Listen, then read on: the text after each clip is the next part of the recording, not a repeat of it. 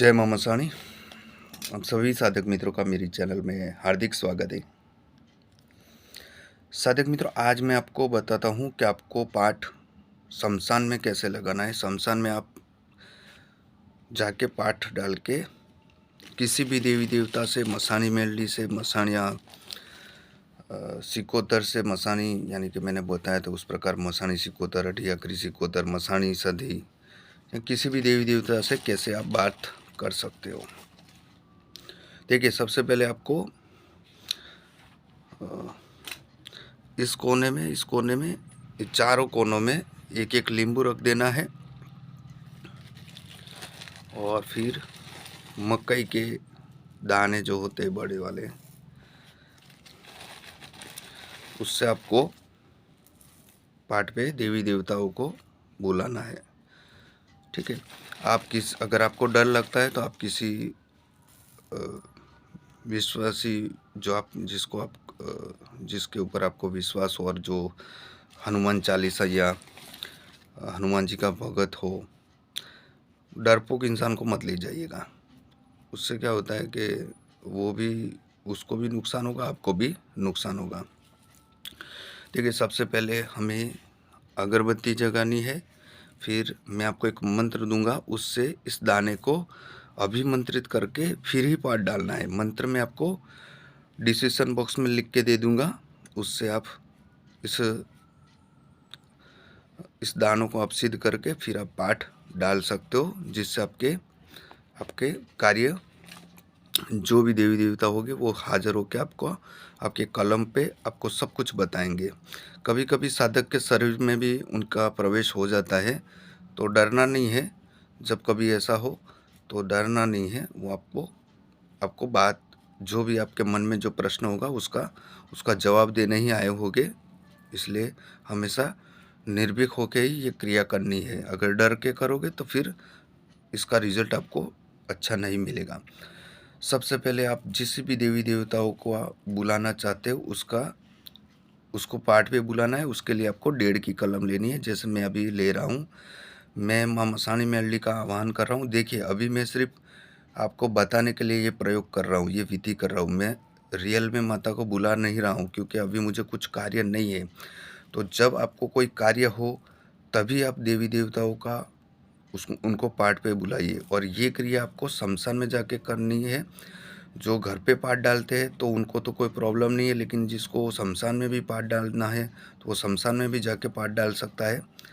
जिससे वहाँ पे क्या होता है, देवी देवताओं की वहाँ पे अनेक प्रकार की शक्तियों की हाजिरी होती है। तो वहाँ पे तुरंत आपको कोई भी शक्ति आपके पाठ पे आके आपको उसका जो भी आप उनको पूछोगे वो तुरंत बताएगी। लेकिन उसमें थोड़ा बहुत खतरा भी होता है। तो जो साधक अनुभवी हो, जिसने पहले पाठ डाल रखा है, वही ये क्रिया करे। ठीक है। देखिए, सबसे पहले आपको मैं बुला रहा हूँ माँ मसानी मेलडी को कि हे माँ, पाठ पर उतर। माँ 1.5 की कलम दो। तो हमें देखना है, देखिए ये है वधावा। ठीक है, 6 और 1 7, और ये भी है वधावा। इसका मतलब माता, जो भी देवी देवता है वो पाठ पर नहीं आए। ठीक है, पाठ पर अभी नहीं आए हैं। लेकिन जब आप शमशान में ये क्रिया करोगे ना, तो तुरंत वहाँ पे जो भी शक्ति होगी तुरंत हाजिर हो जाएगी। ये भी वधावा है। अब क्या करेंगे बोलो। अब ये क्रिया ऐसे करनी है कि माँ उतर। ये वैण है और ये भी वैण है, क्या करें।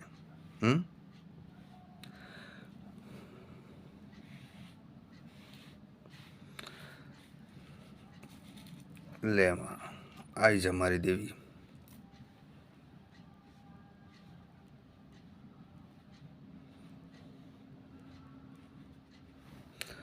देखिए, हो गया ना। ये वधावा है 2 4 और 5, और ये 6 कण का वैण है। ठीक है, इससे हमें पता चल जाता है कि देवी आई है। फिर इस कलम को आपको इस कोने में रख देना है। फिर आपको जो भी कार्य है, जैसा भी मतलब में जो कार्य है उसके लिए आपको बोलना है कि माँ मेरा ये कार्य है, आपको ये कार्य करना है। उसके लिए आपको वचन लेना है उनके पास से कि जो भी फलाना जो भी कार्य हो उसके लिए आपको वचन लेना है कि माँ आप अगर पाठ पे आ गए हो तो आप मुझे एक वचन दीजिए और मेरा ये कार्य कर दीजिए। इस प्रकार फिर आपको वचन लेना है।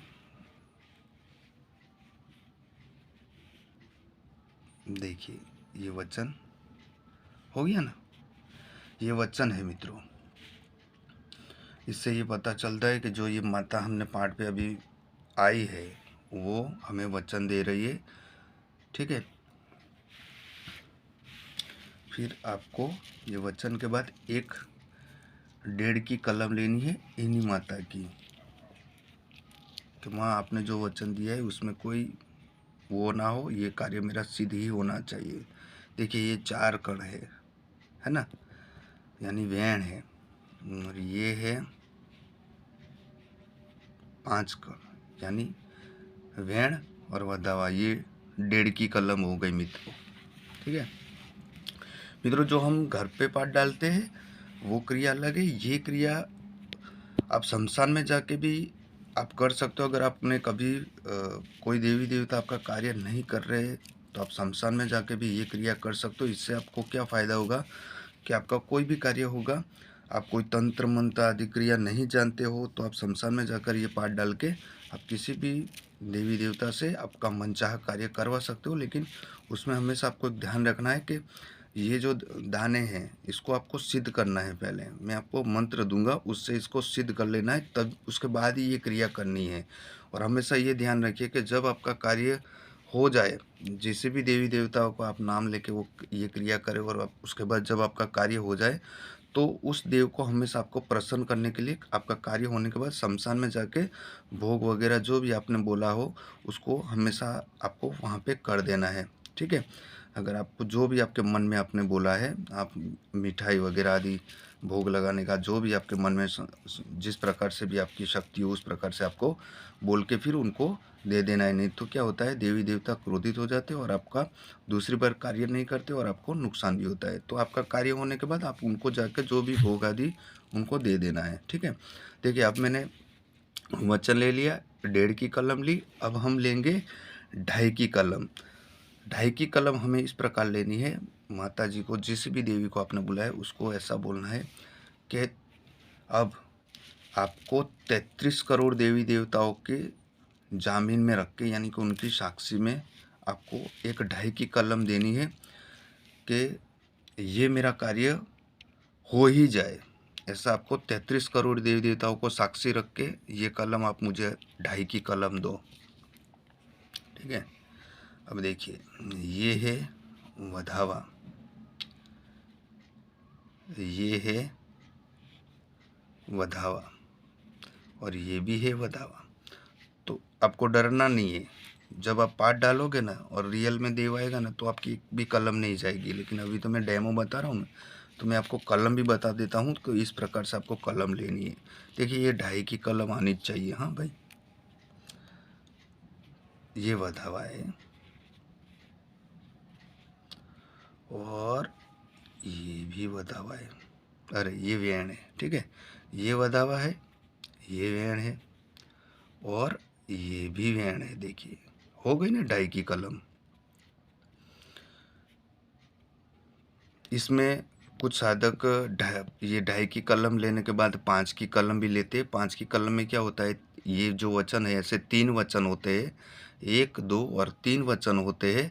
और ये जो वधावा होते हैं ऐसे 2 वधावा होते हैं, तो इससे 5 की कलम हो जाती है। फिर 7 की कलम भी होती है, 4 और 3।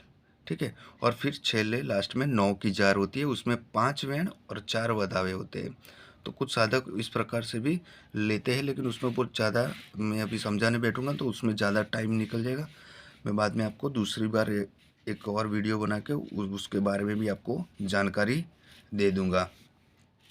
मित्रों, अब हमने सब कुछ हमने कलम ले ली, सब कुछ कर दिया।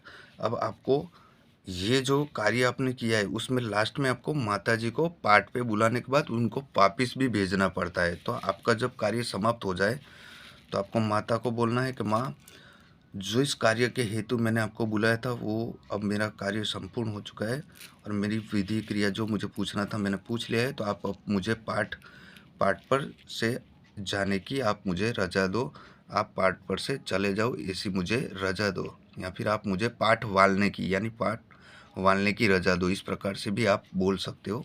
और फिर आपको उनको 1.5 की कलम वापस लेनी है। देखिए, ये है वधावा और ये है वेण, है ना। ये है वधावा और ये है वेण। तो अब आपका पाठ आपको आपकी जो देवी आपने बुलाई थी वो देवी अब पाठ से चली गई है, तो आपको पाठ वाल लेना है। देखिए, ये जो विषय है ना, ये विश्वास का विषय है। अगर आपको इस क्रिया पे विश्वास नहीं होगा तो आपका कार्य कभी भी नहीं होगा। ठीक है, तो आपको पूर्ण श्रद्धा और विश्वास से ये क्रिया करोगे तो अवश्य आपको रिजल्ट मिलेगा। मैं आपको जो मंत्र है जिससे ये दाने अभिमंत्रित करने हैं वो मंत्र मैं आपको डिस्क्रिप्शन बॉक्स में लिख के दे दूँगा।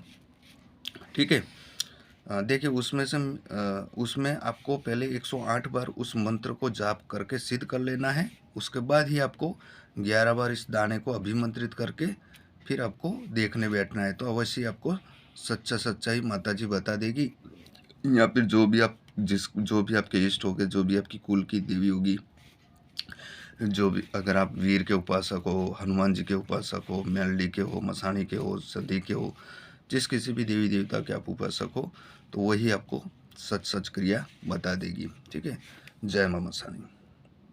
मित्रों, मेरी चैनल को लाइक करिए, शेयर करिए और सब्सक्राइब करिए ताकि आने वाले जो भी वीडियो मैं अपलोड करूँ वो आपको सही से उपलब्ध हो जाए। जय मां मसाणी।